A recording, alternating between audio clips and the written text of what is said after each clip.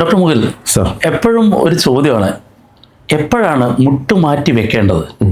എല്ലാവരുടെയും മനസ്സിലുള്ളതാണ്, മുട്ട് മാറ്റി വെക്കേണ്ട സമയം എപ്പോഴാണ്? സമയമായോ ഇപ്പോൾ മുട്ട് മാറ്റി വെക്കേണ്ട? എന്താണ് അതിനോട് ഡോക്ടർ മുകിലിൻ്റെ ഒരു അഭിപ്രായം? ഇത് നമുക്ക് സ്ഥിരമായിട്ട് ഒ പിയിൽ വരുന്ന ഒരു പ്രോബ്ലമാണ്. മുട്ട് മാറ്റി വെക്കുക എന്ന് വെച്ചാൽ ഞാൻ കൂടുതലായിട്ട് അഡ്വൈസ് ചെയ്യാം നമ്മുടെ പേഷ്യൻസിനോട്.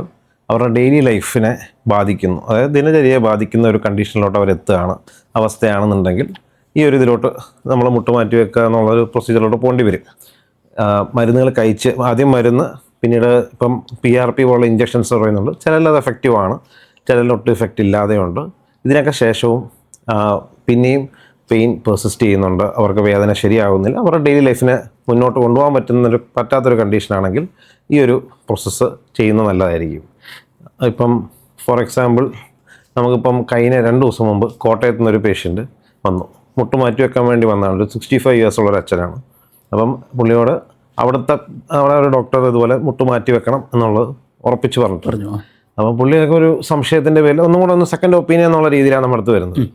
അപ്പം എന്തൊക്കെ ഇപ്പം ചെയ്യുന്നുണ്ട്, അദ്ദേഹം ഇന്നലെ തലേന്ന് മരം കയറിയിരിക്കും, മരം കയറുന്നുണ്ട്, വജ്രാസനത്തിൽ നിൽക്കുന്നുണ്ട്.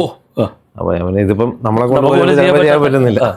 അപ്പം ചേട്ടാ ഇത് മുട്ട് മാറ്റി വെച്ചാൽ ഇത്രയും ചെയ്യാം, അതായത് പുള്ളിയുടെ ഡെയിലി ആക്ടിവിറ്റീസ് ഇതൊക്കെയാണ്. ഈ മരം കയറുക, ഈ പെയിൻ ഉണ്ട് എന്ന് പറയുന്നത് പുള്ളി 1 കിലോമീറ്റർ 1.5 കിലോമീറ്റർ നടന്നു കഴിയുമ്പോൾ കാലിലൊരു ചെറിയ പെയിൻ ഉണ്ട്.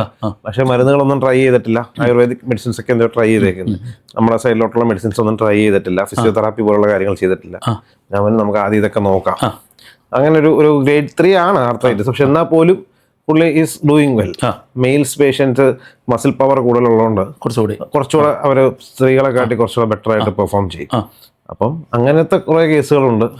അപ്പം അതൊക്കെ നമ്മൾ അവരുടെ ഡെയിലി ആക്ടിവിറ്റീസ് നടക്കുന്നുണ്ട്, ബാധിക്കുന്നില്ലെങ്കിൽ ഇതിന് പോകേണ്ട ആവശ്യമില്ല. നേരെ തിരിച്ചും സംഭവിക്കുന്നില്ലേ? അതായത് ഒരുപാട് കാലങ്ങളോളം വേദന സഹിച്ച് കൺസേൺ, അതായത് ചെയ്താൽ പ്രശ്നമാവുമോ, എനിക്കിപ്പോൾ ഉള്ള അത്രയും കൂടി നടക്കാൻ പറ്റാതാവുമോ എന്ന് കരുതി ചെയ്യാതിരുന്ന ഒരു ഉദാഹരണം പറഞ്ഞാൽ എൻ്റെ അമ്മ പോലും കുറേ കാലം മുട്ട് വേദനയായിട്ട് നടന്ന് ഒരുപാട് കാലങ്ങൾക്ക് ശേഷമാണ് മാറ്റി വെക്കാനുള്ള തീരുമാനം എടുക്കുകയും, പക്ഷെ മാറ്റി വെച്ചതിന് ശേഷം ആൾ വേദന ഇല്ലാതെ ജീവിക്കുകയും ചെയ്യുന്നുണ്ട്.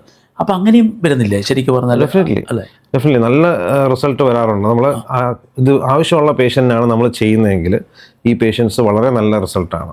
അതായത് ഒന്ന് പേഷ്യൻറ്റിൻ്റെ ഒരു ഡെയിലി ലൈഫിനെ എഫക്റ്റ് ആയിട്ടുള്ള പേഷ്യൻസ്, സിവിയർ പെയിൻ കൊണ്ട് ബുദ്ധിമുട്ടുന്നവർ, കാലിൽ വളവുകൾ വന്നവർ, ഇങ്ങനെയുള്ള പേഷ്യൻസിന് ഇത് ചെയ്ത് കഴിയുമ്പോഴത്തേക്ക് അവർക്കുണ്ടാകുന്ന റിസൾട്ട്സ് വളരെ നല്ലതാണ്, നല്ല റിസൾട്ടാണ്. ഓക്കെ.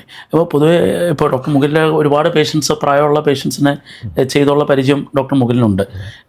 ശരിക്കും പറഞ്ഞാൽ എങ്ങനെയാണ് ഒരു ചെറുപ്പക്കാരെ സംബന്ധിച്ച് നോക്കുമ്പോൾ പ്രായമുള്ളവർ മുട്ടുമാറ്റി വയ്ക്കലിന് ശേഷം അവരുടെ ഒരു തിരിച്ചുള്ള ദിനചര്യങ്ങളിലേക്കുള്ള വരവ് എങ്ങനെയായിട്ടാണ്? ഞാൻ ഒരു കമ്പാരിസൺ നോക്കുകയല്ല, എന്നാലും പൊതുവേ അവർക്ക് റിക്കവർ ചെയ്യാൻ സമയം കൂടുതൽ എടുക്കുന്നുണ്ടോ, അല്ലെങ്കിൽ എങ്ങനെയായിരിക്കും അവരുടെ ഒരു തിരിച്ചു വരവ്? നമ്മളിവിടെ 85 years വരെയും നമ്മൾ ചെയ്തിട്ടുണ്ട് നീ റീപ്ലേസ്മെൻറ്റ്. ഇവരുടെ നമ്മൾ നോക്കുവാണെങ്കിൽ ഇവരുടെ പെയിൻ അങ്ങ് കുറയുകയാണ്. അപ്പോൾ 85 വയസ്സുള്ള ആൾക്കും ചെയ്യാം അല്ലേ? ഏജ് അല്ല, ഇതൊരു മാറ്റർ അല്ല. അപ്പം ഇവർക്ക് നല്ല റിസൾട്ട്, അതായത് ഇവർക്ക് അവരുടെ ആ പെയിൻ മാറുകയും ആ ഏജ്, അതായത് 85 years നമ്മൾ എക്സ്പെക്ട് ചെയ്തതിനെക്കാട്ടി വളരെയധികം ഏർലി അവർ റിക്കവർ ചെയ്യും. ഈ നോർമൽ ഇപ്പോൾ ഒരു 60-65 ചെയ്യുന്ന ഏജ് പോലെ തന്നെ റിക്കവറി പീരീഡൊക്കെ അത്ര തന്നെ വന്നുള്ളൂ. അത് ശരി. ഓക്കെ. അപ്പോൾ ശരിക്കും ഒരു പ്രായം കൊണ്ടെന്ന് വെച്ചാൽ നമുക്കത് ചെയ്യാതിരിക്കുക വേണ്ട ആവശ്യമില്ല. 85 വയസ്സായാലും 90 വയസ്സായ ആളും ഇപ്പോൾ ഡോക്ടർ മുകിൽ കണ്ട് അസസ് ചെയ്യുകയാണെങ്കിൽ നമുക്കത് ചെയ്യാവുന്നതാണ്. നമുക്ക് ആവശ്യമുണ്ടെങ്കിൽ നമുക്ക് പേഷ്യന്റിന്റെ ജനറൽ കണ്ടീഷൻ, ഹെൽത്ത് കണ്ടീഷൻസ് നോക്കിക്കഴിഞ്ഞാൽ അതനുസരിച്ച് ഫീസ് ഓക്കെ, നമുക്കത് ചെയ്യാവുന്നേ ഉള്ളൂ. ചെയ്യുന്നത് നല്ല റിസൾട്ട് കിട്ടുന്നുണ്ട് പേഷ്യൻസിന്. ഓക്കെ.